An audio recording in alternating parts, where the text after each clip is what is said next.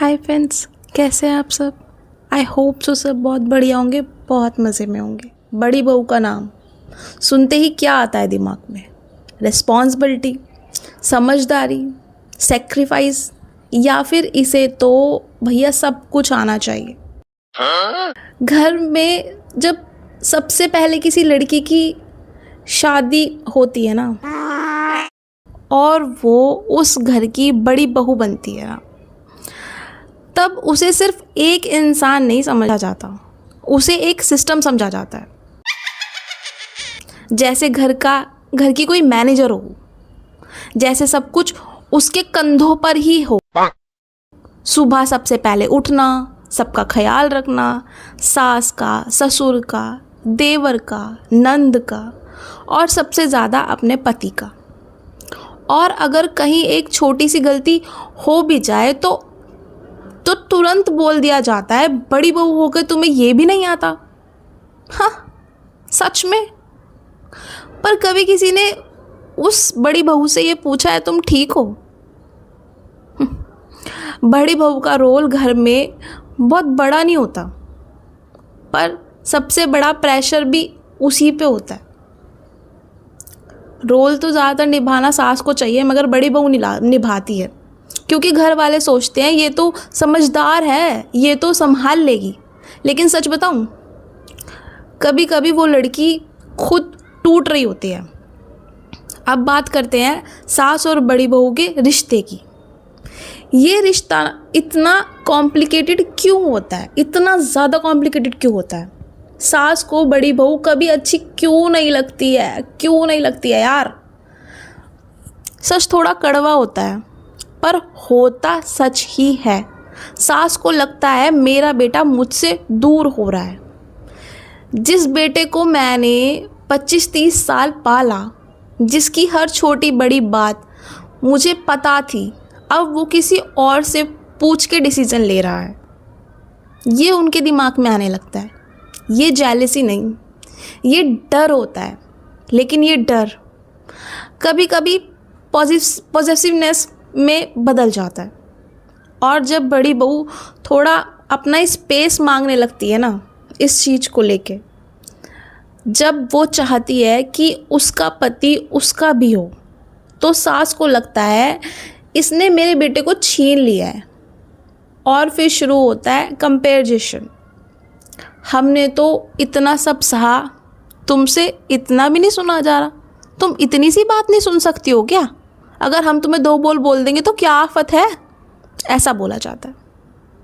हमारे टाइम पे तो ऐसा नहीं होता था। हर जनरेशन अलग होती है, पर घर में एक्सेप्ट करना बहुत मुश्किल होता है ऐसे घरों में जहाँ सास ये कहती है कि हमारे ज़माने में ये होता था। अब एक और सच, कभी कभी बड़ी बहू भी गलत होती है, गलती कर जाती है यार, सब इंसान है, हम भी, गलती हो जाती है।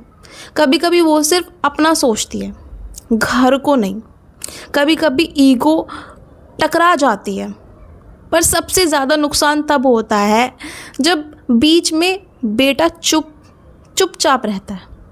बस, हाँ, वही बेटा जिसके लिए इतनी लड़ाई होती है, तू मेरा और मैं तेरी। वही अलग ही जेंडर में चला जाता है, अलग ही बैलेंस बनाने लग जाता है, तो घर टूट जाता है। एक तरफ माँ हो जाती है, एक तरफ पत्नी हो जाती है, और बीच में एक आदमी जो डिसाइड नहीं कर पाता कि कैसे दोनों को संभालना है। और फिर आपने देखा होगा, कभी कभी सास अपने बड़े बेटे का घर बसने ही नहीं देती। कुछ बोलती रहती है उसे बीच बीच में, हर बात में ताना, हर डिसीज़न में दखलंदाजी देना सास का, हर खुशी में एकदम गंदा सा मुँह बना लेती हैं, और धीरे धीरे बहू के दिल से बाहर हो जाती है। वो कहती नहीं, पर अंदर अंदर घुटती है वो बड़ी बहू। यहाँ मेरी जगह है, और फिर भी मैं अपनी जगह नहीं ले पा रही हूँ। और जब एक दिन वो घर छोड़ के चली जाती है ना, इन सब चीज़ों से परेशान होके, तब सबको लगता है इतनी सी बात पे चली गई घर छोड़ के, हमने तो कुछ कहा भी नहीं था। पर बात छोटी नहीं होती है, वो सवालों का जमा हुआ दर्द होता है। और सबसे इंटरेस्टिंग बात पता है क्या होती है? जब बड़ी बहू चली जाती है तो वही सास जो उसे कभी पसंद नहीं करती थी, आखिर में उसी के पास रहने चली जाती है। ज़िद करती है कि तू मुझे अपने साथ लेकर चल, और नहीं लेके जाती तो ज़बरदस्ती जाके रहने लग जाती है। क्योंकि बुढ़ापे में सबसे ज़्यादा ज़रूरत किसकी पड़ती है? उस बेटी की और उस घर की, जिसे कभी कभी चैन से बसने ही नहीं दिया था यार। ये ज़िंदगी का सर्कल है।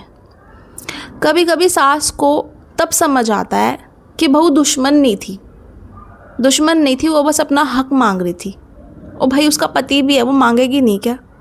वो तब अपनी जगह चाहती थी। और कभी कभी बहू को भी ऐसा लगता है कि यार के सास का गुस्सा उसका डर था,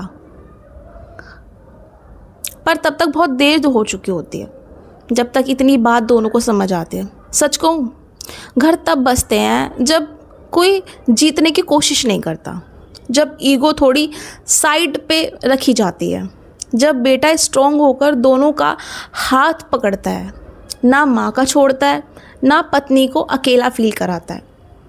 बड़ी बहू का रोल सिर्फ खाना बनाना नहीं होता, इतना समझो, वो घर की एनर्जी होती है। अगर उसका दिल दुखता हो तो घर में खुशी नहीं टिकती। और सास का रोल सिर्फ कंट्रोल करना नहीं होता, वो घर की जड़ होती है वो घर की।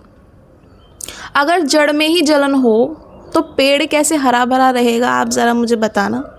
हो ही नहीं सकता।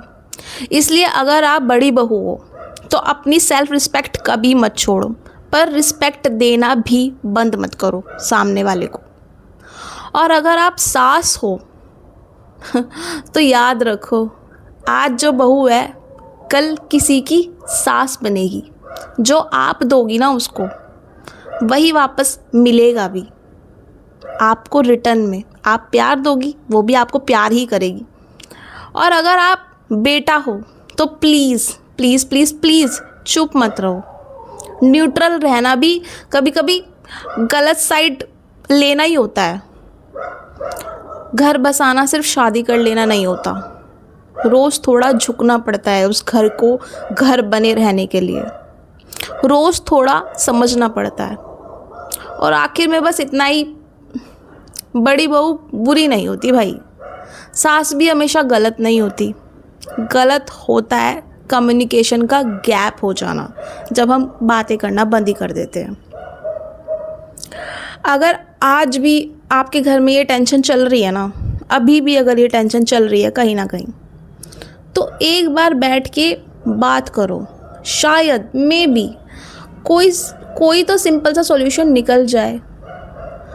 पर हम ईगो में देख नहीं पाते ये वाली चीज़ भी। अगर आप इस जगह पे अपनी ईगो रखेंगे ना, तो आप कभी देख भी नहीं पाएंगे। आप प्लीज़ सामने आए, साथ में मिलके सब बैठिए और बात कीजिए इस बारे में। और अगर तब भी सॉल्यूशन नहीं निकलता तो भाई ईगो के साथ अपना आगे बढ़ो। और ज़िंदगी तो किसी के लिए रुकती नहीं है। सास भी अपने घर रहेगी, आप भी अपने घर रहिए। इतना ही लास्ट में सॉल्यूशन निकल सकता है, क्योंकि परेशानी अगर दोनों तरफ उतने ही लेवल पे है तो फिर कैसे हल होगी? मेरे को तो कभी कभी ये भी लगता है। चलिए अब मैं चलती हूँ, कल आपसे दोबारा यही मिलूँगी। आप अपना प्लीज़ ख्याल रखिए और मेरे चैनल को प्लीज़ लाइक कीजिए, सब्सक्राइब कीजिए और कमेंट कीजिए। मैं आपके कमेंट्स का बहुत वेट करती हूँ। आप मुझे मेल भी कर सकते हैं। अब मैं चलती हूँ, बाय बाय।